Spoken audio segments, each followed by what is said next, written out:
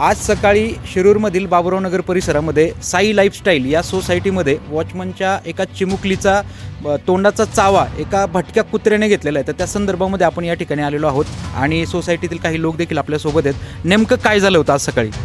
सकाळी साधारण 8:15ची वेळ होती. स्कूलचं सुरू होतं. मी आली, ते भाभी ज्या होत्या त्या इथंच खेळत होती ती समोर, आणि अचानक आवाज आला की बहुत काटा.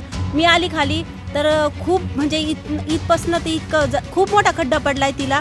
आणि हे एक कुत्रं नाही आहे, खूप सारे कुत्रे आहेत आणि ते कुणीतरी इथं आणून सोडले असावे असं मला वाटतं. याच्यावरती ग्रामपंचायतनी ॲक्शन घ्यावी असं मला वाटतं.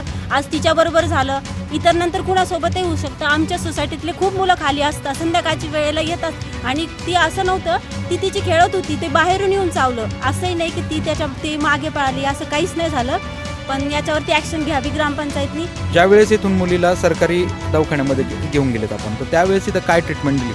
तिथं ज्या वेळेला इथून तिथं नेलं, आमच्या सोसायटीतले काही जण होते, त्यांनी तिला बाईकवर नेलं. तिथं नेल्यानंतर तिथं मेडिसिन अवेलेबल नव्हते.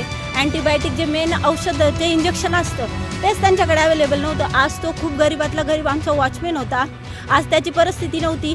आमच्या सोसायटीतल्या ढाकणे मॅडम त्यांच्यासोबत होता. त्यांनी सांगितल्यानंतर त्यांना ॲम्ब्युलन्स अवेलेबल करून त्याला पुण्यात न्यावं लागलं त्या मुलीला. आज तिच्यावर सर्जरी करण्याची वेळ आलेली आहे.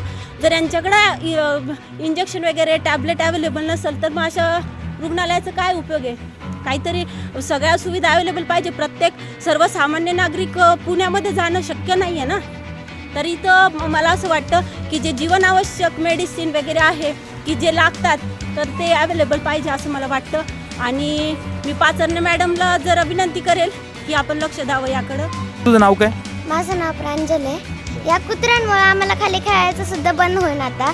या कुत्र्यांमुळे मग आम्ही खेळायचं तरी कुठे? खाली आम्हाला भीती राहिली आता. कुत्रे आले आम्ही काय करायचं असं माझं म्हणणं आहे की कुत्रे ह्या परिसरात नाही पाहिजे.